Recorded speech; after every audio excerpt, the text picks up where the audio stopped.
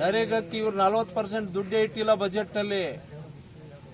ನಿನಗೆ ನರೇಗದ್ದು ಇವ್ರು ನೋಡ್ರಿ, ಒಂದು ಹೇಳ್ತೇನೆ ನಾನು, ಸರ್ಕಾರಕ್ಕೆ ಬಡವರ ಬಗ್ಗೆ, ಕೂಲಿ ಕಾರ್ಮಿಕರ ಬಗ್ಗೆ ಕಳಕಳಿ ಇತ್ತು ಅಂತ ಹೇಳಿದ್ರೆ 40% ಬಜೆಟ್ನಲ್ಲಿ ಇಡಬೇಕಾಗಿತ್ತು. ಇವರು ಬಜೆಟ್ನಲ್ಲಿ ಇಟ್ಟಿಲ್ಲ.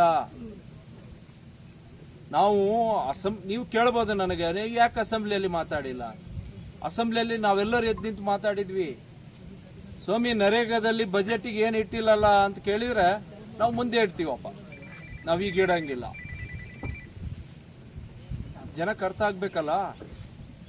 ಈಗ ಸೆಂಟ್ರಲಿಂದ 60% ಕೊಡಕ್ಕೆ ರೆಡಿ ಇದ್ದಾರೆ. ಎಲ್ಲೆಲ್ಲಿ ಬಜೆಟ್ನಲ್ಲಿ ಯಾವ ರಾಜ್ಯ ಇಟ್ಟಿದ್ದಾರೋ 60% ಸೆಂಟ್ರಲ್ ಬಜೆಟ್ನಲ್ಲಿ ಆಗಲೇ ರಿಲೀಸ್ ಮಾಡಿಬಿಟ್ಟಾಯಿತು.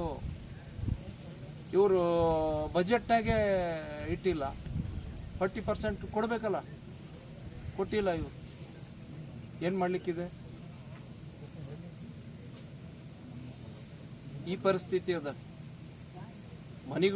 ಒಂದು ಮನೆಗಳು ಕೂಡ ಎಲ್ಲಿ ಆಗಿಲ್ಲ, ಒಂದು ಮನೆಗಳು ಆಗಿಲ್ಲ.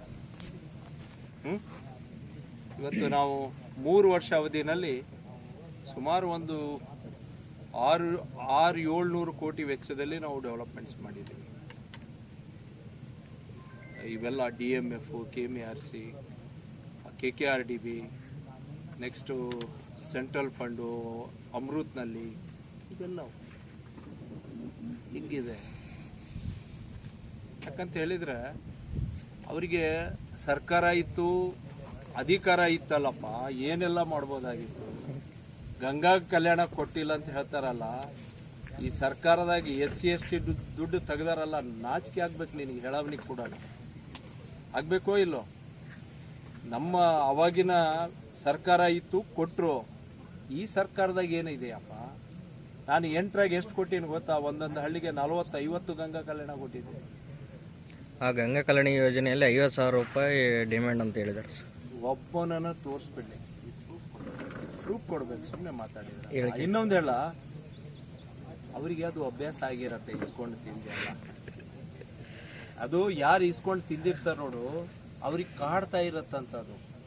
ಓ, ನಾನು ಇಸ್ಕೊಂಡು ಇವೆಲ್ಲ ತಿಂತಾ ಇದ್ದೆ, ಇವರು ಆ ರೀತಿ ಮಾಡ್ಕೊಂಡು ಎಲ್ಲರ ದುಡ್ಡು ಜಗ್ಗಿ ಮಾಡ್ಕೊಂಡ್ರೆ ಹೆಂಗಂತ ಅದು ಚಿಂತೆಗೆ ಒಳಗಾಗ್ತಾರೆ.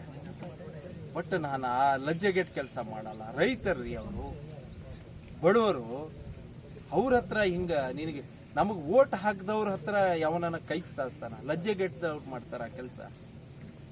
ಈ ಕ್ಷೇತ್ರದೊಳಗ ಯಾರು ನಿನಗೆ ಅಧಿಕಾರ ಕೊಡ್ತಾರಲ್ಲ ಅವ್ರ ಹತ್ರ ಕೈ ಹಂಗ ಚಾಚವನು ಲಜ್ಜೆಗೆಟ್ ಕೆಲಸ ಮಾಡಿದವನು. ನಮ್ಮ ಜೀವನದಲ್ಲಿ ನಾನು ಈ ಕ್ಷೇತ್ರ ಜನರ ಹತ್ರ ಯಾರ ಹತ್ರ ಹಂಗ ಕೈ ಆ ಕೆಲಸ ಮಾಡ್ಕೊಡ್ತೀನಿ ಅಂತ ಹೇಳಿ ಎಂದರ ಇಸ್ಕೊಂಡಿದ್ದಿದ್ರೆ ಹೇಳಪ್ಪ, ಇಲ್ಲ ಕೊಟ್ಟವ್ರನ್ನಾದ್ರೂ ಕಳ್ಸಪ್ಪ ನನ್ನ ಹತ್ರ. ಸರ್, ಶಾಸಕರು ಕಾರ್ಯಕರ್ತರುಗಳಿಗೆ ಕೆಲಸ ಕೊಡ್ತಾ ಇಲ್ಲ ಅನ್ನೋ ಆರೋಪ ಕೇಳ್ಕೊಳ್ತಾರೆ. ನಮ್ಮ ಕಾರ್ಯಕರ್ತರಿಗೆ ಗೊತ್ತಾಗಿದೆ ಈ ಸರ್ಕಾರದಲ್ಲಿ ಏನಿಲ್ಲ. ಒಟ್ಟಿಗೆ ನಮ್ಮ ಶಾಸಕರು ಊರಲ್ಲಿ ನಾವೆಲ್ಲ ಏನು ಹೇಳಿದ್ದೀವಿ ಆ ಕೆಲಸ ಮಾಡಿ ನಮ್ಮ ಗೌರವವನ್ನು ಉಳಿಸಿದ್ದಾರೆ ಅನ್ನೋದು ನಮ್ಮ ಕಾರ್ಯಕರ್ತರು ಖುಷಿ ಇದ್ದಾರೆ.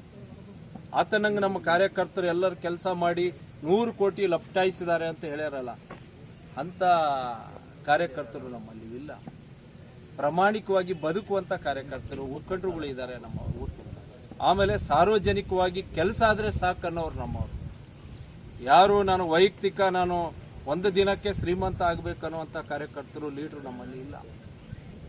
ಸರ್, ಮನೆಗಳು ಕೊಡಿಸ್ತೀನಿ ಅಂತ ದುಡ್ಡು ಇಸ್ಕೊಂಡಿದ್ದಾರೆ ಅಂತ ನಿಮ್ಮ ಹಿಂಬಾಲಕರು ಅಂತ ಏನು ಹೇಳ್ತೀವಿ ಸರ್? ನಮ್ಮ ಹಿಂಬಾಲಕರು ಯಾರು ಆ ಥರ ಇಸ್ಕೊಂಡಿಲ್ಲ, ಯಾರು ಆ ಕೆಲಸನೂ ಮಾಡಲ್ಲ. ನಮ್ಮ ಜೊತೆಗೆ ಇರೋರು ಆ ದಂಧೆ ಮಾಡೋರು ಯಾರೂ ಇಲ್ಲ. ಚೆನ್ನಾಗಿ ಗೊತ್ತಿದೆ. ಈಗ ನೋಡ್ರಿ, ಯಾರನ್ನ OC ಬರೆಯೋರು ಇದ್ದಾರೇನಪ್ಪ ನಮ್ಮ ಜೊತೆಗೆ? ಯಾರನ್ನ IPLಗೆ ಆಡ್ಸೋರು ಇದ್ದಾರ?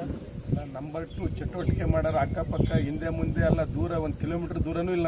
ಆಮೇಲೆ ಈ ಏನಂದ್ರಲ್ಲ ಅದನ್ನ ಬರೀ ಮರಿತೀನಿ ನಾನು, ಗ್ಯಾಸಿನೋದು ಕೆಳಗೆ ಬರಲ್ಲ, ಅನ್ನಕ್ಕೆ ಬರಂಗಿಲ್ಲ. ಅದು ಹುಡುಗರಿಗೆ ಹೋಗಿ ಅಲ್ಲಿ ಟೂರ್ ಹೆಣ್ಮಕ್ಳ ಹತ್ರ ಕಳಿಸಿ ತಲೆ ಹಿಡಿದು ಕೆಲಸ ಮಾಡೋರು ನಮ್ಮ ಕಾರ್ಯಕರ್ತರು. ಇವೆಂಟ್ಸ್ ಆ ದಂಧೆನೂ ಮಾಡಲ್ಲ. ಅದು ತಲೆ ಹಿಡಿದ ಕೆಲಸನೇ. ಅದು ಇವೆಂಟ್ಸ್ ಆ ಇವೆಂಟ್ಸ್ ಏನಿಲ್ಲ, ತಲೆ ಹಿಡಿದ ಕೆಲಸನೇ.